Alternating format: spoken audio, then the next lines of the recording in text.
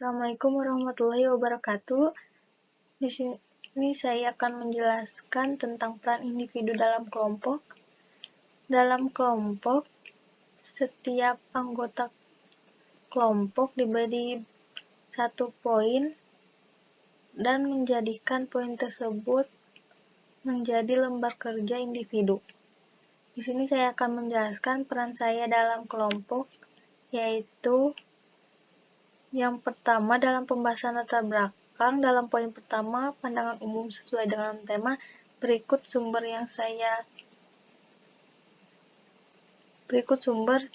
dari dua sumber. Yang kedua yaitu dalam pembahasan dalam poin 3 narasumber yang berupa wawancara saya terhadap pendidik.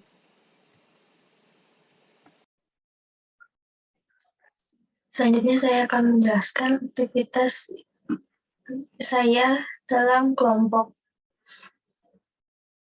Yang pertama yaitu saya melakukan kerja individu tentang pandangan umum sesuai dengan tema, berupa latar belakang masalah, yaitu pembelajaran yang dilakukan oleh guru. Di Indonesia pada umumnya masih berpusat pada guru. Hal ini disebabkan oleh pemahaman yang masih belum memadai dan paradigma pembelajaran yang belum sesuai dengan tindakan yang seharusnya dilakukan. Penelitian membuktikan bahwa perbedaan tentang paradigma pembelajaran ternyata berdampak pada hasil belajar peserta didik. Guru hakikatnya berperan sangat penting dalam kehidupan, yakni memikul tanggung jawab kemanusiaan, khususnya berkaitan dengan mengantarkan pemikiran generasi dari bangsa menuju gerbang pencerahan dalam melepaskan diri. Guru harus mampu mewujudkan langkah-langkah pembelajaran inovatif dan kreatif sehingga proses belajar mengajar dapat bermakna, serta transfer of knowledge dan transfer of value dapat mudah disampaikan. Pembelajaran kreatif dan inovatif seharusnya dilakukan oleh guru dalam upaya menghasilkan peserta didik yang kreatif. Tingkat keberhasilan guru dalam mengajar dilihat dari keberhasilan peserta didiknya, sehingga dikatakan bahwa guru yang hebat itu adalah guru yang dapat memberikan inspirasi bagi peserta didiknya. Kualitas belajar dilihat dari aktivitas peserta didik ketika belajar dan kreativitas yang dapat dilakukan oleh peserta didik setelah mengikuti pembelajaran.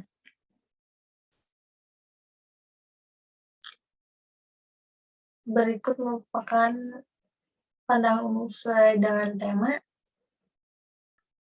Selanjutnya yaitu narasumber.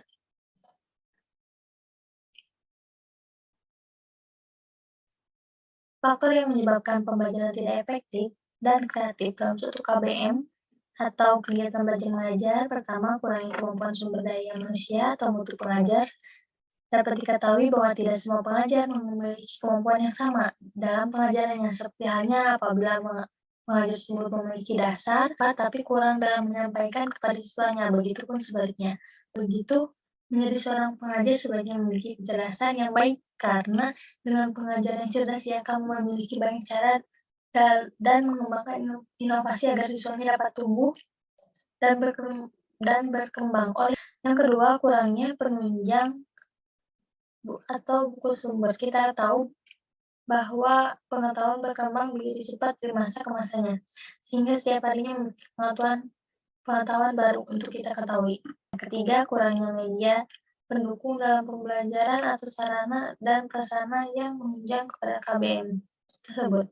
Efektifnya, KBM atau kegiatan belajar mengajar apabila semua siswa dan pengajar mempunyai semua komponen internal dan eksternal, atau penyebaran komponennya menyebar secara merata. Keempat, kurangnya penggunaan metode pembelajaran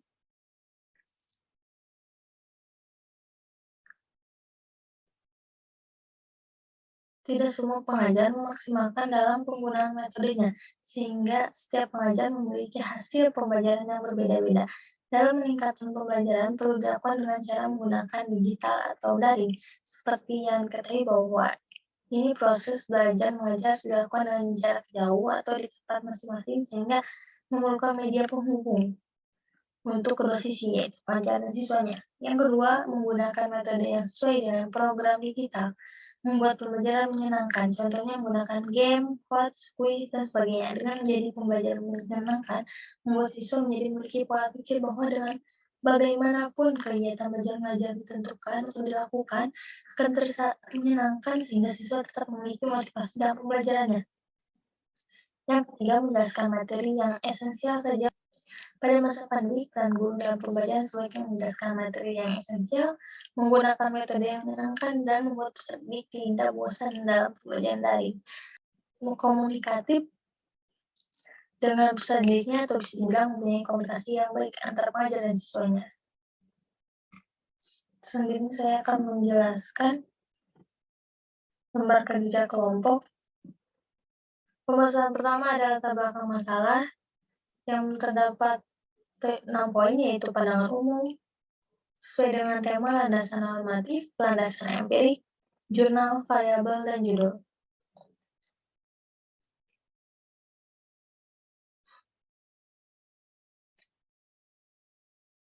Yang pertama adalah pandangan umum sesuai dengan tema.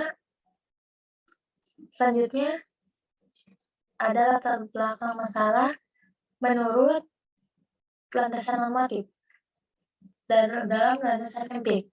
Belakang dari latar belakang masalah dan data sekunder atau jurnal. Latar belakang masalah dari berbagai poin menjadikan rumusan, yaitu satu, faktor apa saja yang menyebabkan pembelajaran tidak efektif dan kreatif. Yang kedua, bagaimana cara meningkatkan pembelajaran yang kreatif dan inovatif pada saat masa pandemi, baik itu kreatif dan inovatif dari guru maupun peserta didiknya. Membentuk judul, yaitu efektivitas pembelajaran di era pandemi.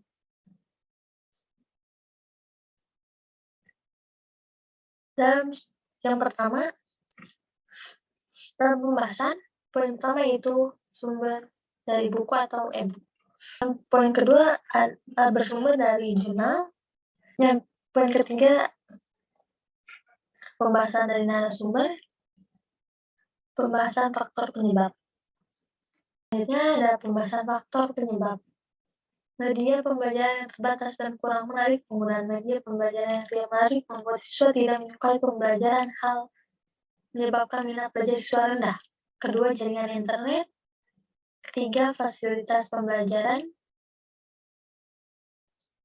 Dalam proses pembelajaran, pemanfaatan fasilitas belajar yang baik menentukan minat belajar dalam proses pembelajaran online.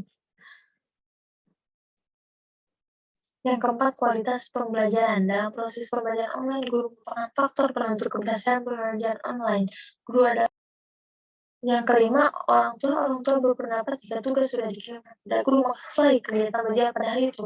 Hal ini menyebabkan terjadinya komunikasi searah tanpa adanya pengawasan dalam belajar.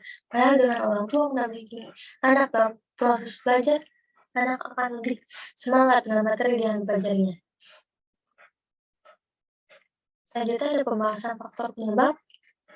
Kesimpulan, di masa pandemi ini dalam bidang pendidikan, sekolah dan pusat menjalankan kegiatan secara daring untuk menggantikan pertemuan secara langsung. Sampai sekarang kegiatan tersebut masih dirasa masih kurang efektif bila dibanding dengan kegiatan tatap muka langsung dalam kelas. Kesimpulan solusinya yaitu solusi permasalahan yang terjadi yaitu seorang guru harus meningkatkan keterampilan dalam usaha teknologi, menciptakan kelas berbasis teknologi, menjadikan materi pelajaran yang relevan dan sesuai dengan peserta didik. Selanjutnya, saran penyebab sebuah inovasi dalam pendidikan dapat diarahkan pada efektivitas, efisiensi, relevansi pendidikan, khususnya pendidikan di masa saat ini. Yang kedua, guru dan peserta didik harus paham penggunaan teknologi untuk efektivitas dan kreativitas dalam pembelajaran. Yang ketiga, guru harus meningkatkan kreativitas untuk dapat meningkatkan media pembelajaran dengan memanfaatkan perangkat atau media daring yang tepat dan sesuai dengan materi yang diajarkan agar dapat memudahkan peserta didik untuk lebih mudah memahami materi yang diberikan. Saran, solusi menerapkan pembelajaran luring, daring secara bergiliran, memanfaatkan teknologi yang ada dan berinovasi terhadap pengembangan zaman. Guru bisa membuat kelas menjadi kreatif dan maksimalkan mode pembelajaran terutama dalam kondisi pemimpin dengan memanfaatkan teknologi. Yang terakhir merupakan daftar pustaka. Berikut merupakan sumber-sumber dari lembar kerja kelompok. Berikut ada e-books dan buku. Selanjutnya ada jurnal. Berikut kegiatan serta kegiatan narasumber. Mungkin cukup sekian pemaparan dari saya.